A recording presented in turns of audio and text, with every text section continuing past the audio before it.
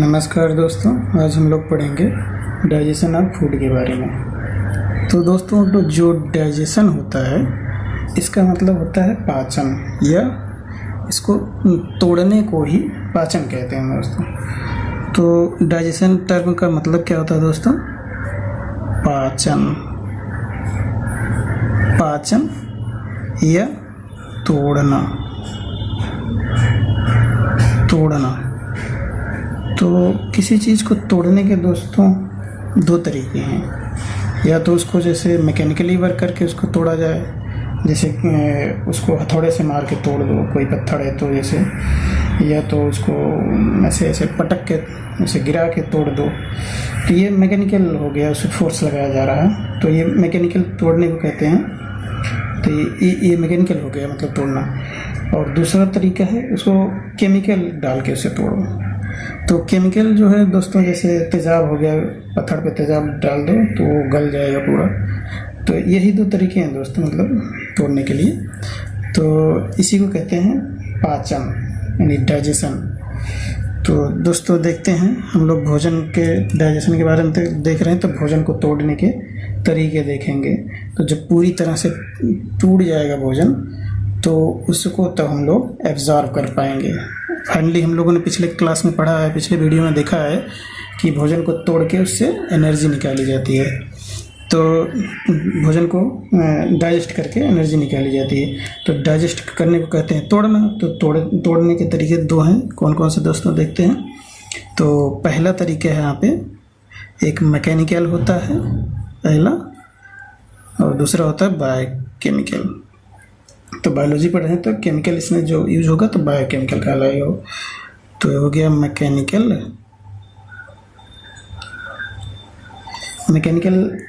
और दूसरा हो गया बायोकेमिकल मेथड।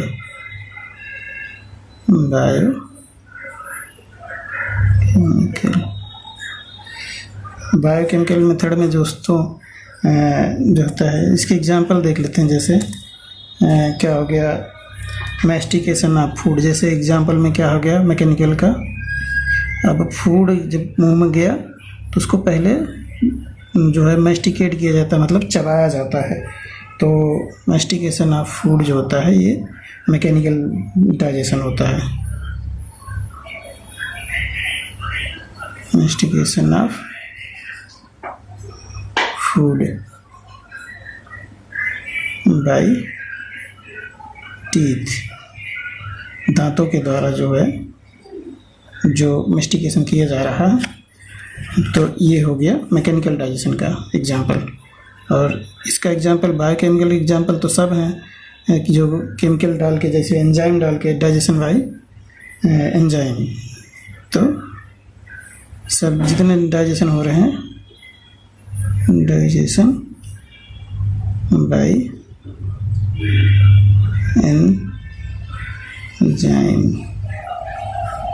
एंजाइम्स। तो एंजाइम के द्वारा जो डाइजेशन हो रहे हैं दोस्तों, वो हो गए बायोकेमिकल मेथड। और मैकेनिकल मेथड के हो गया, जैसे दांत के द्वारा जो किया जा रहा है डाइजेशन, वो हो गया मैकेनिकल में। तो दोस्तों हम लोग देखते हैं कि जो भोजन होता है जब जाता है मुंह में, तो देखिए पूरी एलिमेंट्री कैनाल हम बना रहे हैं कैसे कैसे होता है। ये देखिए, जैसे ये हो गया नॉस्ट्रिल, हो गया ये, हो गया मुंह, ये हो गई बक्कल कैविटी, ये हो गया लोअर वाला, ये देखिए ये हो गई बक्कल कैविटी।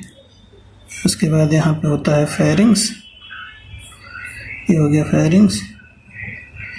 यहाँ पे ट्रैकिया पाई जाती है, लैरिंग्स बॉक्स हो गया, इसके पीछे इसोफेगस हो गई, ये देखिए इसोफेगस हो गया। और दोस्तों ये बाकी खुला किसमें, स्टमक में। स्टमक दोस्तों ऐसे होता है, ऐसे करके फिर इसके बाद ये ड्यूडेनम में जाके खुल गया। और ड्यूडेनम दोस्तों जाके कहाँ खुला, दोस्तों ये ड्यूडेनम देखिए स्मॉल इंटेस्टाइन, यहाँ पे लार्ज इंटेस्टाइन पहले बना लेते हैं।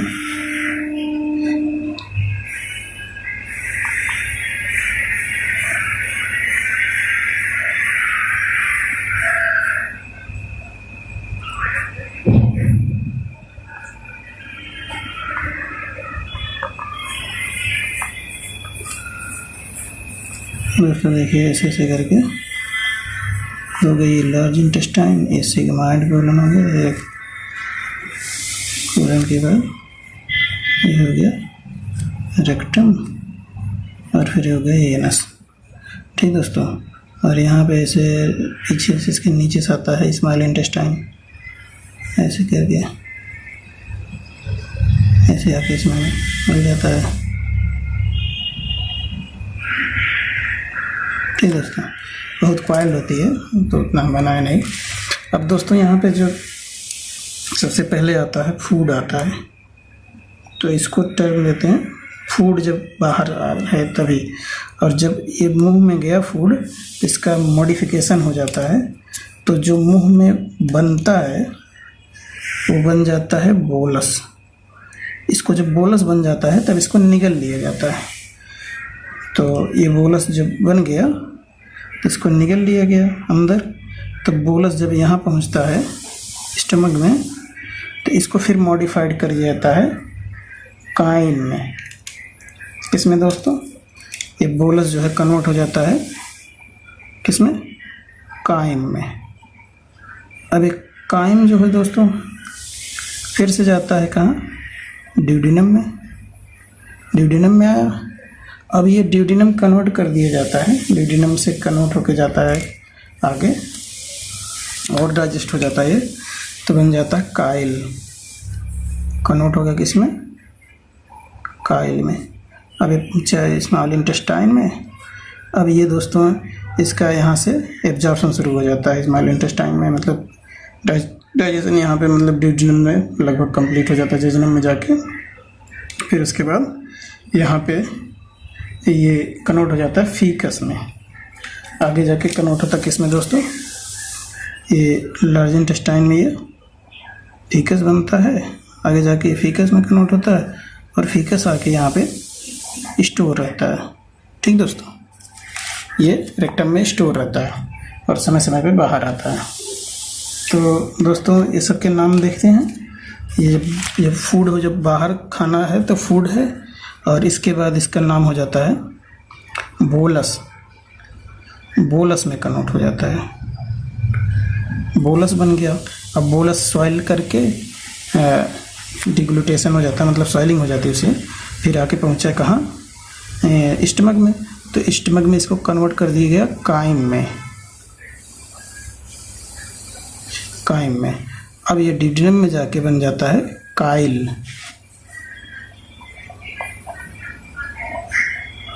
काइल। और काइल दोस्तों कन्वर्ट हो जाता है जाके फीकस में। इसमें दोस्तों फीकस में,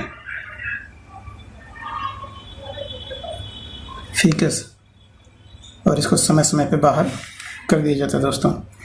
तो दोस्तों ये जो कन्वर्जन है ये एंजाइम्स के द्वारा होता है, और कुछ फिजिकल, मतलब जैसे यहाँ टीथ के द्वारा मैस्टिकेट करके ये, और यहाँ पे सलाइवा के द्वारा लुब्रिकेट करके इसको बनाया जाता है बोलस। फिर आगे गया तो इसमें तेजाब ACL निकलता है और सभी और टूटता है, तो काइम बन गया। काइम जो है आगे जाके काइल में कन्वर्ट होता है, फिर फीकस बन जाता है, मतलब अनडाइजेस्टेड पार्ट निकल जाता है, बाहर आता है, तभी अनडाइजेस्ट जो होता है फीकस बन के बाहर आता है। और जो डाइजेस्ट हो जाता है फिर उसको एब्जॉर्ब कर लिया जाता है। यहाँ पे बिलाई होती है, माइक्रो बिलाई होती है, पिछले क्लास में हमने देखा ना माइक्रो बिलाई कैसे होती है, तो वो सब एब्जॉर्ब कर लेते हैं डाइजेस्टेड मोनोमर को। जैसे हम लोग जो खाते हैं वो फूड जो होता है पॉलीमर में होता है, पॉलीमर फॉर्म में होता है, तो उसको तोड़ के मोनोमर बनवाते हैं। मोनोमर जो होता है हमारे इंटेस्टाइन में एब्जॉर्ब हो जाता है, फिर वो हमारे ब्लड में जाता है और ब्लड से सेल में चला जाता है। तो जब सेल का पार्ट हो जाता है तो उसे कहते हैं एसिमिलेशन, एसिमिलेट हो गया उसमें जाके। और यहाँ पे जब फूड टूट के पूरा एकदम एब्जॉर्बल फॉर्म में आ गया तो उसे डाइजेशन कहेंगे, और जब एब्जॉर्ब कर लिया उसे एब्जॉर्प्शन कहें, और जाके सेल में मिल गया तो उसे एसिमिलेशन कहें। तो इतना सब होता है भोजन का, मतलब सब यही फीट होता है, यही इसका भविष्य होता है भोजन का, तो यही ऐसा होता है। तो दोस्तों भोजन जो होता है कितने हैं, मेनली 4 भोजन होते हैं। फूड में 4 चीज़ें होती हैं, चाहे जो भी हम खाते हैं तो उसमें यही 4 चीज़ होती हैं। तो देखते हैं दोस्तों फूड का, फूड में कौन कौन कंपोनेंट है। एक स्टार्च होता है, स्टार्च हो गया। दूसरा जो होता है दोस्तों क्या, दूसरा प्रोटीन हो गया।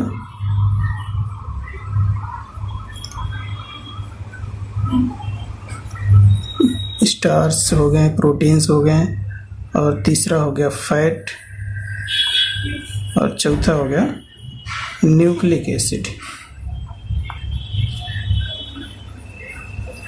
न्यूक्लिक एसिड्स हो गए। यही भोजन में 4 कंपोनेंट होते हैं, इसी का डाइजेशन हम लोगों को देखना होता है। ठीक दोस्तों, तो पहले भोजन आप किस में कन्वर्ट होता है, पहले कन्वर्ट होता है बोलस में। यहाँ पे देखते हैं फूड किस में कन्वर्ट होता है दोस्तों, फूड कन्वर्ट हुआ बोलस में, बोलस कन्वर्ट हुआ काइम में, काइम कन्वर्ट हुआ काइल में, और काइल दोस्तों फीकस में कन्वर्ट हो जाता है। ठीक दोस्तों, अब देखते हैं इसके मतलब डाइजेशन के मतलब बारे में। तो पहला भोजन हमारा है स्टार्च। स्टार्च को पॉलीसेकेराइड भी कहते हैं। तो पहले भोजन को हम लोग डाइजेशन कैसे होता है ये देखते हैं दोस्तों। तो पहला भोजन हम लोगों का है स्टार्च।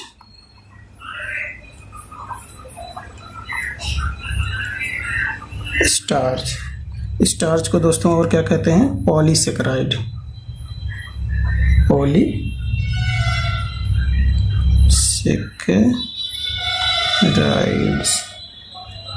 पॉलीसेकेराइड्स। ठीक दोस्तों, तो पॉलीसेकेराइड होता है, तो इसका डाइजेशन सबसे पहले कहाँ होता है, बक्कल कैविटी में। तो बक्कल कैविटी में ही मतलब स्टार्च का पहला डाइजेशन होता है, तो ये 30% डाइजेशन यहाँ पे हो जाता है। तो स्टार्च जो होता है कन्वर्ट हो जाता है किसमें, डाइसेकेराइड में कन्वर्ट हो जाता है। पॉलीसेकेराइड है तो पॉलीसेकेराइड डाइसेकेराइड में कन्वर्ट होता है। तो यहाँ पे एंजाइम एक आती है, कौन सी एंजाइम दोस्तों, उस एंजाइम का नाम होता है, सलाइवा से आता है, तो सलाइवरी एमाइलेज। एमाइलेज डाइजेशन करता है स्टार्च का, तो सलाइवा से आ रहा था इसलिए सलाइवरी एमाइलेज। तो कौन सा एंजाइम दोस्तों, सलाइवरी एमाइलेज। ये आता कहाँ है दोस्तों, बक्कल कैविटी में, बक्कल कैविटी यानी ओरल कैविटी में आता है। और ओरल कैविटी का पीएच कितना होता है दोस्तों, पीएच यहाँ पे होता है 6.8 का पीएच होता है यहाँ पे 6.8। अब ये कन्वर्ट होता है दोस्तों किसमें, डाइसेकेराइड में। यस,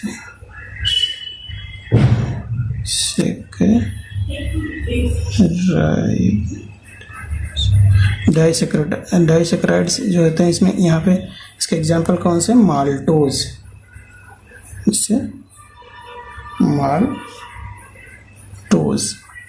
माल्टोज में कन्वर्ट हो जाता है स्टार्च। तो यहाँ पे बक्कल कैविटी पहले थोड़ा सा डाइजेस्ट हुआ, उसके बाद आगे जाता है तो स्टार्च स्टोमच मिलता है। तो स्टोमच में दोस्तों इसका कोई डाइजेशन नहीं होता, तो स्टोमच में कोई डाइजेशन नहीं दोस्तों, नो डाइजेशन, बहुत कम डाइजेशन होता है स्टोमच में। स्टोमच में कोई डाइजेशन नहीं। तो ये आगे जाता है किसमें, ड्यूओडेनम में। दोस्तों स्मॉल इंटेस्टाइन का पहला भाग होता है ड्यूओडेनम, लेकिन इसमें ये इम्पॉर्टेंट रोल रखता है। तो यहाँ पे एक पाई जाती है पेंक्रियाज, जो पेंक्रियाज पाई जाती है वो निकालती है पेंक्रियाटिक जूस, और वो बहुत इम्पॉर्टेंट होता है। इसलिए ड्यूओडेनम का डाइजेशन जो होता है ड्यूडेनम में पेंक्रियाटिक जूस का डाइजेशन देखते हैं, तो इस वजह से ड्यूडेनम का अलग से थोड़ा इम्पोर्टेंस बढ़ जाता है। तो स्टार्च का डाइजेशन जो होता है ये स्टमक में तो नहीं होता है, लेकिन आगे जाके कहाँ पे होता है, ड्यूडेनम में होता है। तो ड्यूडेनम में दोस्तों आता है कौन सा एंजाइम, आता है पेंक्रियाटिक एमाइलेज आता है। तो पेंक्रियाटिक एमाइलेज दोस्तों देखिए यहाँ से कुछ तो 30% पूरा डाइजेशन तो हुआ नहीं स्टार्च का, तो ये दोनों फॉर्म में होते हैं यहाँ पे। ये देखिए ये कुछ तो डाइसेक्राइडेज हो गए रहते हैं, और कुछ स्टार्च भी पॉलीसेक्राइड डायरेक्ट आते हैं। तो ये दोनों को यहाँ पे डाइजेस्ट करता है। कौन करता है दोस्तों डाइजेस्ट, यहाँ पे, यहाँ ड्यूडेनम में,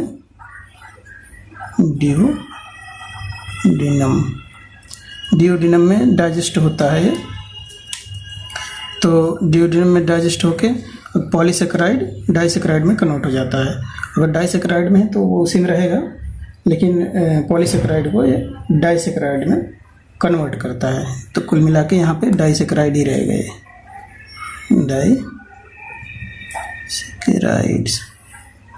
डाइसेक्राइड्स बन जाते हैं यहाँ पे। ठीक दोस्तों, और यहाँ पे एंजाइम कौन सा आता है ड्यूडेनम में, हाँ पेंक्रियाटिक एमाइलेज। कौन सा एंजाइम आता है दोस्तों, यहीं पे लिख दे रहे हैं, पेंक्रियाटिक एमाइलेज, यहाँ पे एक्ट करता है। तो उसके बाद दोस्तों ये जाता है कहाँ पे, ये अब डाइसेक्राइडेज पहुँचा कहाँ पे, ड्यूडेनम से आगे निकला इंटेस्टाइन में। तो इंटेस्टाइन में इंटेस्टाइनल जूस होता है। इंटेस्टाइनल जूस को क्या कहते हैं दोस्तों, सक्कस इंटेरिकस। तो सक्कस इंटेरिकस का काम ही है वो मोनोमर में कन्वर्ट कर देता है, फाइनल मतलब वही करता है। तो यहाँ पे आया कौन सा, सक्कस इंटेरिकस का कौन सा पार्ट दोस्तों, सक्कस इंटेरिकस में से आता है डाइसेक्राइडेजेस आते हैं। कौन से दोस्तों, तो यहाँ से आया सक्कस इंटेरिकस।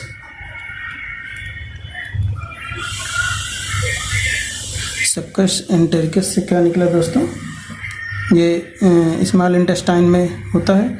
तो यहाँ से आया डाइसेक्राइडेजेस। तो यहाँ पे आया दोस्तों क्या,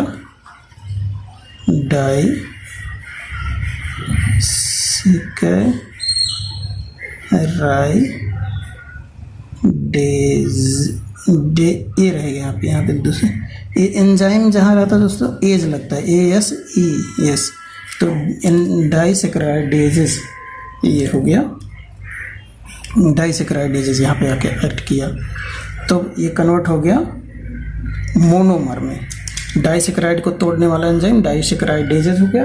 अब ये कन्वर्ट हो जाएंगे मोनोमर्स में।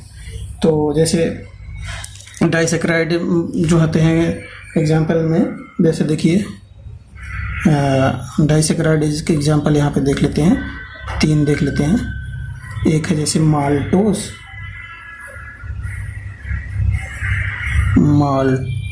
है, और दूसरा है लैक्टोज,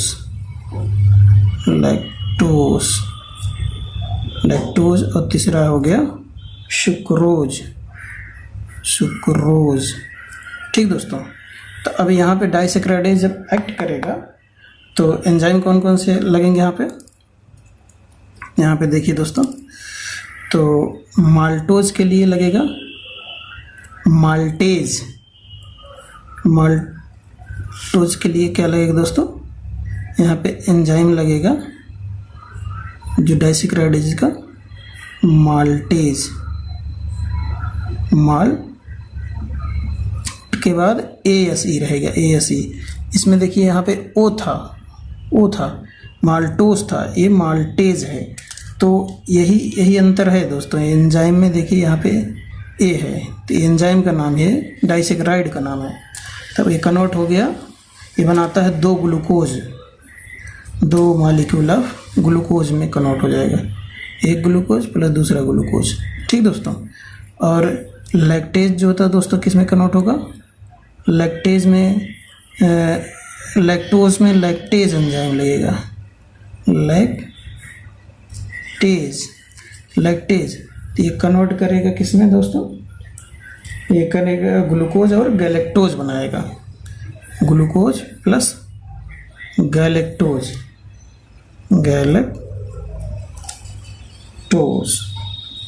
ठीक हो एसिटोज। ठीक दोस्तों। और सुक्रेज क्या करेगा, सुक्रोज को कौन सा एंजाइम काम करेगा यहाँ पे, सुक्रेज करेगा। कौन सा दोस्तों, ये देखिए एंजाइम का नाम है ये वाला, ये दोनों, और ये डाइसेक्राइडेज का नाम है। तो यहाँ पे एंजाइम कौन सा रहेगा दोस्तों, सुक्रेज। सुक्रेज क्या करेगा दोस्तों, एक ग्लूकोज बनाएगा, ग्लूकोज बना दिया और प्लस फ्रक्टोज बनाएगा, फ्रक्टोज। तो दोस्तों ये थे, ये हैं सब डाइसेक्राइडेजेस। अब ये हैं एंजाइम्स, और ये हैं एंजाइम्स, ये तीनों, और ये सब हैं इसके मोनोमर। ये देखिए ये मोनोमर हो गया, ये मोनोमर हो गया, और ये मोनोमर हो गया। अब ये एब्जॉर्बेबल फॉर्म है ग्लूकोज का। तो दोस्तों इसी फॉर्म में ग्लूकोज मतलब शुगर इसी फॉर्म में स्टोर हो जाती है। तो एक भोजन हो गया, हम लोगों का स्टार्च का डाइजेशन हो गया कंप्लीट। अब इसके बाद हम लोग देखते हैं दूसरा प्रोटीन का। तो प्रोटीन के डाइजेशन के लिए दोस्तों यहाँ पे बक्कल कैविटी में तो इसका डाइजेशन होता नहीं है, और ये जाके स्टमक में डाइजेस्ट होता है। तो दूसरा हम लोग देखते हैं क्या दोस्तों, प्रोटीन का डाइजेशन।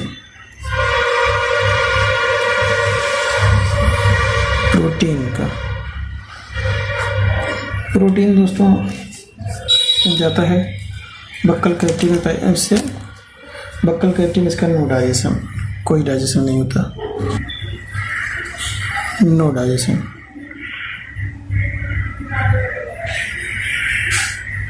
ये रहेगा बक्कल कैविटी में, यहाँ पे डाइजेशन नहीं होता इसका, कोई डाइजेशन नहीं। तो आगे निकल जाएगा, तो आगे जाएगा कहाँ पे, स्टमक में। तो प्रोटीन पहुँचा स्टमक में। तो दोस्तों इधर से देखते हैं, इस साइड में बक्कल कैविटी से निकला, स्टमक में पहुँचा,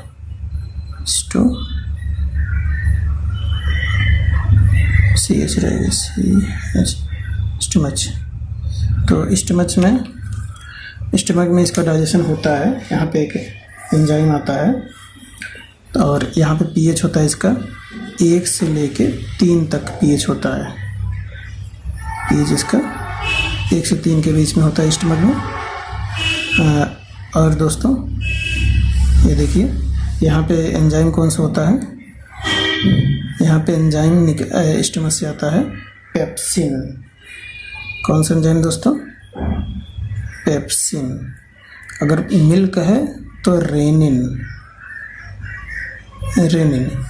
तो प्रोटीन डाइजेस्टिव एंजाइम है पेप्सिन दोस्तों। तो पेप्सिन जो है प्रोटीन को किस में कन्वर्ट कर देता है,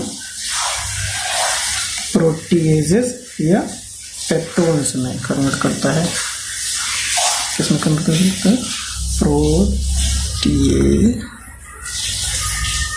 प्रोटीएजेस या पेप्टोन्स में, पेप्टोन्स को पेप्टोन्स को पेप्टाइड भी कहते हैं, पेप्टाइड्स। ठीक दोस्तों।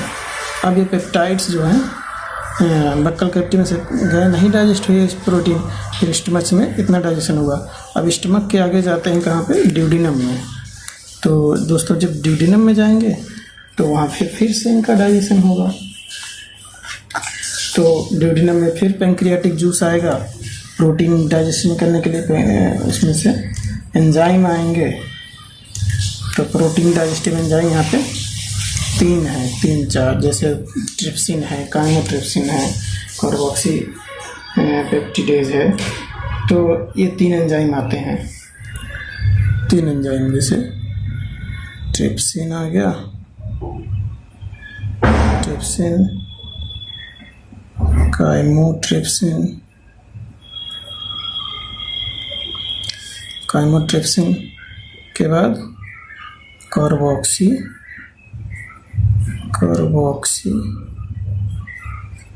पेप्टिडेज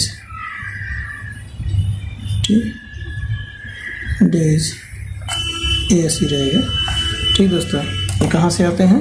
ये आते हैं पेंक्रियाटिक जूस से। ये पेंक्रियाटिक,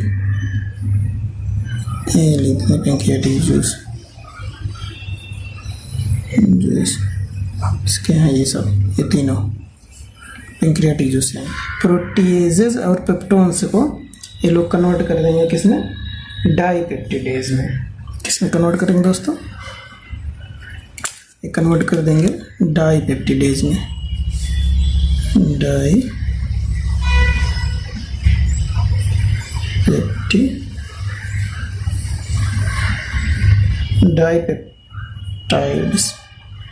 डाईपेप्टाइड्स में कन्वर्ट कर देंगे, डाईपेप्टाइड में कन्वर्ट कर दिए। अब डाईपेप्टाइड दोस्तों इसमें जब इंटेस्टाइनल जूस वर्क करेगा तो कन्वर्ट हो जाएंगे किसमें दोस्तों? अमीनो एसिड में। तो इस पे दोस्तों कौन से कहाँ के एंजाइम काम करेंगे? इंटेस्टाइन के, सक्कस इंटेरिकस वाले। तो सक्कस इंटेरिकस का एंजाइम आया यहाँ पे। तो डाईपेप्टिडेज आया, डाईपेप्टाइड को तोड़ने वाला एंजाइम डाईपेप्टिडेज डाल से लिखते हैं,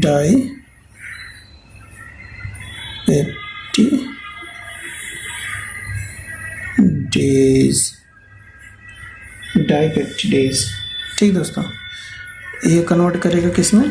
अमीनो एसिड में, अमीनो एसिड्स में। अब मोनोमर यही होते हैं अमीनो एसिड प्रोटीन के, इस फॉर्म में जो होता है एब्जॉर्ब हो जाता है हमारे विलाई में। तो इंटेस्टाइन में ये देखिए दोस्तों, यहाँ पे सक्कस इंटेरिकस निकला, यहाँ पे फिर एब्जॉर्प्शन शुरू हो जाएगा, फिर यहाँ से फिर एब्जॉर्प्शन चलेगा, यहाँ डिजेजिनम और इलियम में इसका एब्जॉर्प्शन होगा। ठीक दोस्तों, अब आगे हम देखते हैं फैट का डाइजेशन। फैट का डाइजेशन दोस्तों पढ़ने में एकदम सिंपल होता है, लेकिन होता कॉम्प्लिकेटेड होता है इसका डाइजेशन। सबसे कॉम्प्लिकेटेड फैट का डाइजेशन होता है। तो तीसरी चीज़ हो गई फैट यानी लिपिड। तो फैट का डाइजेशन दोस्तों बक्कल कैविटी और स्टमक दोनों में नहीं होता। कहाँ कहाँ नहीं होता दोस्तों? बक्कल कैविटी में कोई डाइजेशन नहीं होता और स्टमक में भी कोई डाइजेशन नहीं होता। ये सीधे जाके कहाँ डाइजेस्ट होता है? ड्यूडेनम में, और फिर उसके आगे स्मॉल इंटेस्टाइन में। तो जब ये पहुंचा ड्यूडेनम में, तो ड्यूडेनम में दोस्तों इसको मिल गए एंजाइम्स। ये आप ध्यान रखिएगा, बक्कल कैविटी और स्टमच में कोई डाइजेशन नहीं है, और यहाँ पे ड्यूडेनम में होता है। तो ड्यूडेनम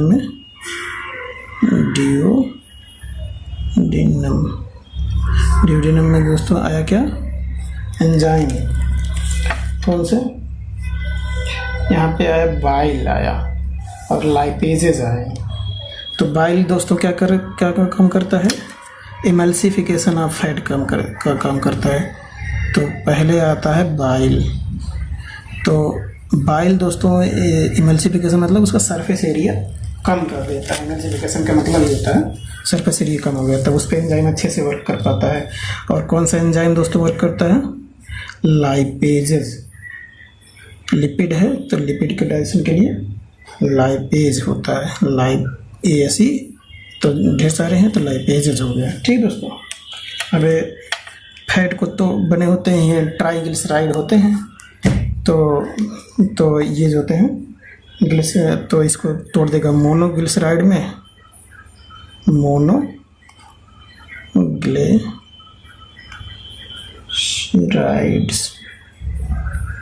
मोनोग्लिसराइड्स एंड डाइग्लिसराइड में, डाइग्लिसराइड्स, मोनोग्लिसराइड और डाइग्लिसराइड में ये कन्वर्ट हो गए। अब ये इन दोनों को फिर से जब इंटेस्टाइन में जाएंगे तो फिर से इस पे एंजाइम आएगा कौन सा, सक्कस इंटेरिकस का। तो सक्कस इंटेरिकस के एंजाइम आएंगे कौन कौन से दोस्तों, लाइपेजेस आएंगे सक्कस इंटेरिकस वाले। तो यहाँ पे लाइपेजेस आते हैं, यहाँ पे भी लाइपेजेस आए कहाँ वाले, सक्कस इंटेरिकस वाले, सक्कस इंटेरिकस के। अब फिर इसको कन्वर्ट कर दिए किसमें, फैटी एसिड और ग्लिसरॉल में। किसमें कन्वर्ट हो गया दोस्तों, फैटी एसिड प्लस ग्लिसरॉल। इसी दोनों के बने होते हैं ये फैट, यही इसका मोनोमर है। अब इसी फॉर्म में एब्जॉर्ब होगा। लास्ट दोस्तों हम लोग का गया न्यूक्लिक एसिड का डाइजेशन। फोर्थ क्या है, न्यूक्लिक एसिड, जो डीएनए आरएनए होता है, न्यूक्लिक एसिड। तो न्यूक्लिक एसिड दोस्तों किसके बने होते हैं, न्यूक्लियोटाइड के बने होते हैं। तो इसको पहले तोड़ा जाएगा न्यूक्लियोटाइड में, फिर न्यूक्लियोसाइड में, फिर इसको मोनोमर बन जाएंगे। शुगर बेस फास्फेट अलग हो जाता है तो शुगर बेस एब्जॉर्ब कर लिया जाता है। तो इसका भी डाइजेशन दोस्तों बक्कल कैविटी में नहीं होता कुछ भी, बक्कल कैविटी में नो डाइजेशन, कोई डाइजेशन नहीं होता। स्टमक में भी कोई डाइजेशन नहीं होता, स्टमच में इसका भी कोई डाइजेशन नहीं होता। ये भी सीधे जाता है कहाँ पे, ड्यूडेनम में। तो ड्यूडेनम में दोस्तों यहाँ पे देखिए, यहाँ ड्यूडेनम का पीएच नहीं लिखे थे, पीएच होता है ड्यूडेनम का 7.8। ये पीएच बहुत मायने रखता है दोस्तों। पीएच एंजाइम को एक्टिव इनएक्टिव करने में हेल्प करता है। तो यहाँ पे पीएच, यहाँ भी ड्यूडेनम पहुँचे अभी, ड्यूडेनम में तो पीएच होता है कितना, 7.8। अब यहाँ पे एंजाइम आया कौन सा, न्यूक्लिएजेस आए। यहाँ पे कौन सा एंजाइम दोस्तों,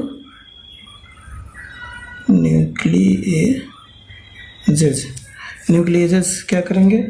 अब देखिए न्यूक्लिक एसिड है तो पहले कुछ को कन्वर्ट कर देंगे न्यूक्लियोटाइड में, और कुछ और टूट पाए तो न्यूक्लियोसाइड में भी कर देंगे। तो कौन कौन से बने, न्यूक्लियोटाइड बन गए, टाइड्स एंड न्यूक्लियोसाइड्स, न्यूक्लियोसाइड्स। अब दोस्तों यहाँ पे इंटेस्टाइनल जूस आके वर्क जब करेगा, सक्कस इंटेरिकस जब इस पे वर्क करेगा तो ये देखिए दोनों कन्वर्ट होंगे किसमें, यहाँ पे इंटेस्टाइनल जूस आएगा कौन सा, यहाँ पे आएगा न्यूक्लियोटाइड के लिए न्यूक्लियोटाइडेज, और न्यूक्लियोसाइड के लिए आएगा न्यूक्लियोसाइडेज। तो दोस्तों यहाँ पे देखिए, इसके लिए होगा न्यूक्लियोटाइड है तो न्यूक्लियोटाइडेज आएगा। अब ये ड्यूडेनम का पूरा हो गया। अब आगे आ जाएगा सक्कस इंटेरिकस जो आएगा। सक्कस इंटेरिकस में कौन सा दोस्तों एंजाइम होगा, इसके लिए न्यूक्लियोटाइड के लिए होगा न्यूक्लियोटाइडेज,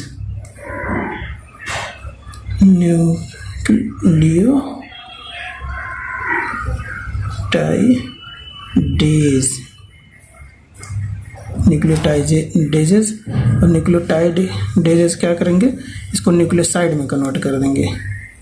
किस में करेंगे दोस्तों,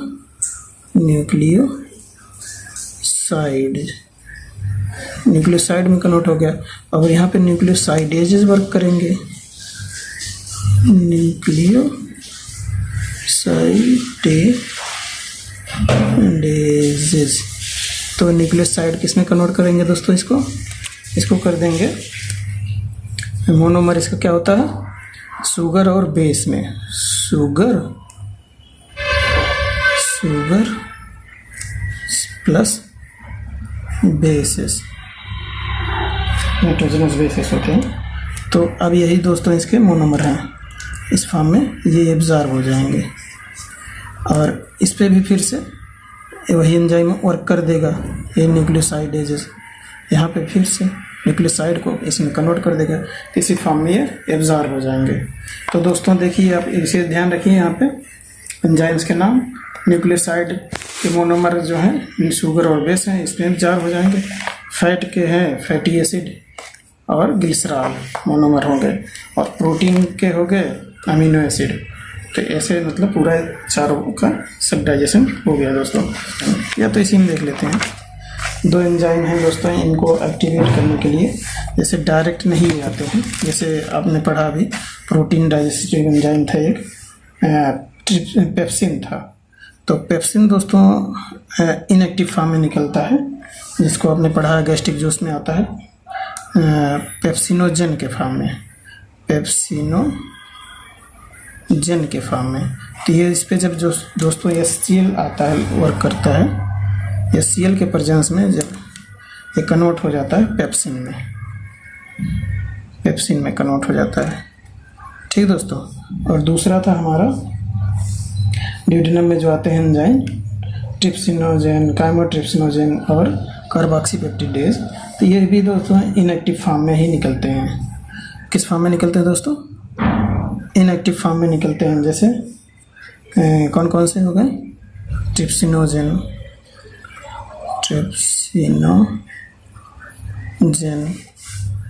काइमोट्रिप्सिनोजेन,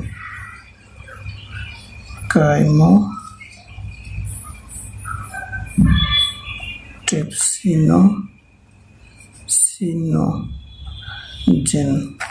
और कार्बोक्सीपेप्टिडेज, प्रोकार्बोक्सीपेप्टिडेज,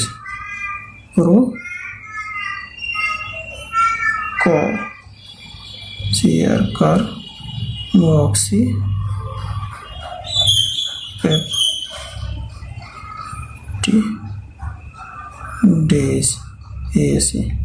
तो ये भी दोस्तों सब इनएक्टिव फॉर्म में निकलते हैं। तो इस पे एक एंजाइम आके वर्क करता है। कौन सा? एक एंजाइम होता है निकलता है। ये जैसे ये सब आते हैं पेंक्रियाटिक जूस से, तो पेंक्रियाटिक जूस से आते हैं तो इनएक्टिव फॉर्म में होते हैं। और ये तब इस पे एक आता है इंटेरोकाइनेज नामक एंजाइम, जो कि ड्यूडेनम के म्यूकोसा से निकलता है।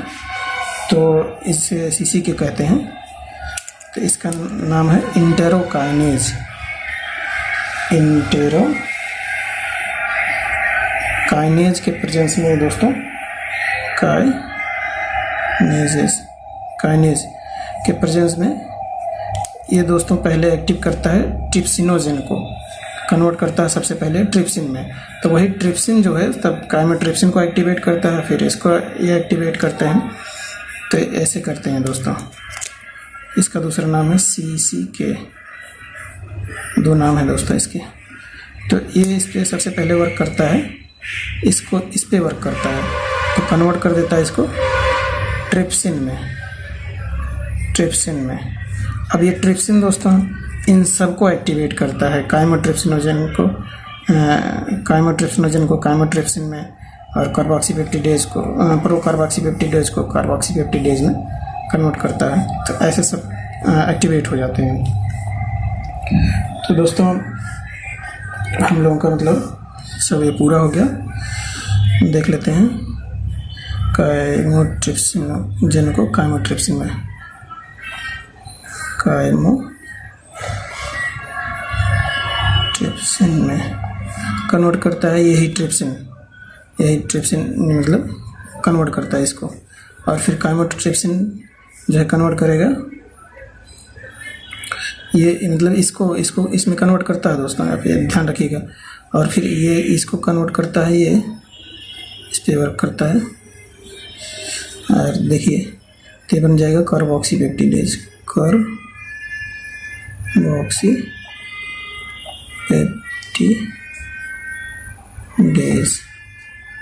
यहाँ पे थोड़ा सा हम लोग बाइल के बारे में जान लेते हैं।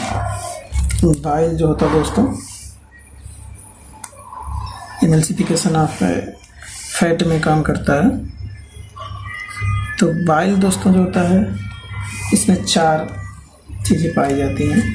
एक बाइल पिगमेंट होता है, दूसरा बाइल साल्ट होता है, कोलेस्ट्रॉल भी निकलता है, फास्फोलिपिड भी निकलते हैं, लेकिन इसमें कोई एंजाइम नहीं निकलता। क्या क्या दोस्तों देखिए, बाइल से निकलता है बाइल पिगमेंट हो गया, और बाइल साल्ट, और तीसरा है कोलेस्ट्रॉल,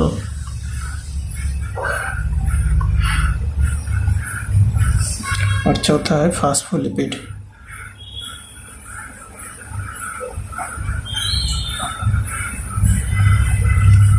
फास्फोलिपिड्स दोस्तों ये जो होता है बाइल पिगमेंट, इसमें 2 आते हैं, बिलिरुबिन, बिलिवर्डिन।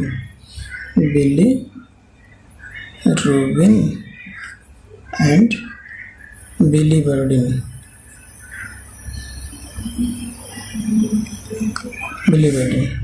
और दोस्तों इसमें जो यही बाइल साल्ट होता है, यही इमल्सिफिकेशन में हेल्प करता है। तो इसको आप ध्यान रखिएगा, यही बाइल साल्ट ही पूछा जाता है, बहुत पूछा जाता है, यही इमल्सिफिकेशन करवाता है, इमल्सिफिकेशन ऑफ फैट करता है ये। ठीक दोस्तों, अब हम लोग देख लेते हैं थोड़ा सा पेंक्रियाटिक जूस में। तो सब कंप्लीट डाइजेस्टिव जूस से कहते हैं, तो सब इनएक्टिव फॉर्म में निकलते हैं। होता है एमाइलेज, होता है ट्रिप्सिनोजन, होता है काइमोट्रिप्सिनोजन, होता है कार्बोक्सीपेप्टिडेज होता है, और लाइपेज होता है, न्यूक्लिएज होता है। पेंक्रियाटिक जूस में ये सब आते हैं दोस्तों। और सक्कस इंटरकस में आता है, इंटेस्टाइनल जूस से कहते हैं, इसमें आता है डाइसेक्राइडेजेस आते हैं, माल्टोएज, लैक्टेज, सुक्रेज, ये सब आते हैं। और डाइपेप्टिडेज आते हैं उसी में, और लाइपेजेस आते हैं, न्यूक्लिएजेस आते हैं। तो यही सब आता है दोस्तों। वीडियो कंप्लीट हो गया, मिलते हैं नेक्स्ट वीडियो में। थैंक यू दोस्तों।